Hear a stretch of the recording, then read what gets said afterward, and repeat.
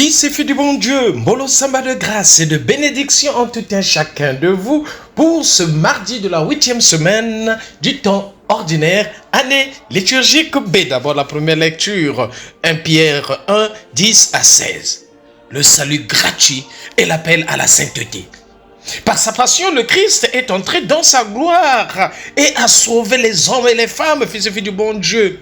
Les prophètes l'annonçaient, l'évangile le proclame. À ceux qui le croient, l'Esprit Saint donne dès maintenant de vivre saintement, c'est-à-dire de se comporter comme des vrais enfants de Dieu. Et au dernier jour, il leur donnera d'être pleinement unis à leur Père, accomplissant ainsi leur espérance, fils et filles du bon Dieu. Oui, Saint Pierre fait son homélie aujourd'hui en actualisant ce message de Exode le chapitre 12. Le repas pascal, l'agneau immolé dont le sang sauve de l'esclavage et de la mort. Fils et filles du bon Dieu. Oui, ce que les anciens prophètes annonçaient, c'est aujourd'hui et pour vous que cela se réalise. Et Pierre, selon l'habitude des premiers apôtres, affirme la continuité absolue de l'Ancien Testament et du Nouveau Testament. C'est le terme « esprit » qui était l'inspirateur des prophètes anciens et des prédicateurs actuels de l'Évangile, fils et filles du bon Dieu.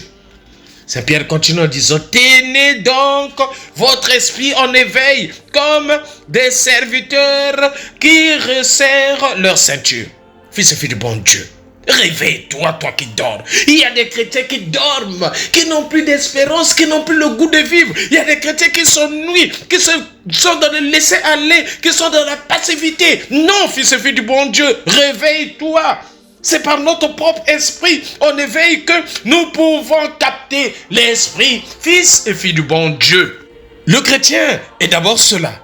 Un homme toujours en alerte, fils et filles du bon Dieu. Toujours vigilant, sois vigilant. Toujours attentif à l'esprit, disponible, éveillé, vif, vigilant. Et pour dire cela, Pierre utilise spontanément une image de Jésus dont il se souvient.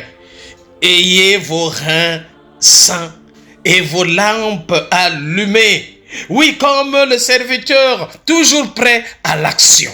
Fils et filles du bon Dieu. Image vive, bien sympathique pour chacun de nous. Soyons prêts, fils et filles du bon Dieu. Mettez parfaitement votre espérance dans la grâce qui vous sera apportée quand Jésus-Christ se révélera. Fils et filles du bon Dieu. Il n'y a aucune raison de s'enfoncer dans le pessimisme, fils et filles du bon Dieu. Tout est mauvais, non. Ce n'est pas le désespérance que parle Pierre, mais d'espérance parfaite. Le monde ne se dirige pas vers le néant ou la perdition, mais vers la révélation de Jésus-Christ. Amen. Pierre se souvient, il avait vu et entendu Jésus en Palestine. Il vivait dans l'espérance de le revoir et il essayait de communiquer cette espérance à ses auditeurs. C'est cette espérance que je communique en chacun de vous, fils et filles du bon Dieu. Vis dans cette espérance. Ne dors pas, réveille-toi. Amen. Oui, en grec, le mot révélation, c'est-à-dire apocalypse, qui veut dire enlève le voile qui cache une chose. Oui, ô Seigneur Jésus, tu es là, présent, mais caché sous un voile. Un jour, ce voile se déchirera et je te verrai. Nous allons te voir. Fais-nous découvrir ta grâce, Seigneur. Fais découvrir ta grâce à tous ceux qui écoutent ces méditations chaque matin. Montre, Seigneur, à tes enfants le chemin à suivre. Oui, et que l'attente de ta rencontre face à face à la fin de notre vie illumine notre espérance aujourd'hui. Oui, nous sommes appelés à imiter Dieu. Oui, Pierre répète ce qu'il avait entendu dire à Jésus. Soyez parfaits comme votre Père Céleste est parfait. La grâce de notre baptême, c'est un appel à la perfection, fils et filles du bon Dieu. Le chrétien doit avoir une vie autre que la vie du monde. Demander le baptême pour un enfant, c'est le lancer dans une merveilleuse aventure d'être un homme parfait, fils et filles du bon Dieu. À nous, à vous, parrains et marraines, soyez des hommes parfaits, c'est-à-dire aidez vos enfants à cheminer sur ce chemin. Parrains et marraines, c'est pas seulement pour les robes, les jupes, la fête, non, c'est à travers le témoignage de vie, puisque vous êtes convaincus de cette foi, communiquez cette confiance, cette espérance à vos fioles, fils et filles du bon Dieu. L'évangile de ce matin, Marc, le chapitre 10, verset 28 à 31. Pierre disait à Jésus, voilà que nous avons tout quitté pour te suivre. Fils et fille du bon Dieu. Ce passage fait suite à celui d'hier. Jésus a demandé au jeune homme riche de tout vendre pour le suivre. Pierre est tout content de faire remarquer immédiatement ce que c'est qu'ils ont fait. Il y a un peu de gloriole dans cette remarque de Pierre, mais aussi l'expression d'une infinie générosité.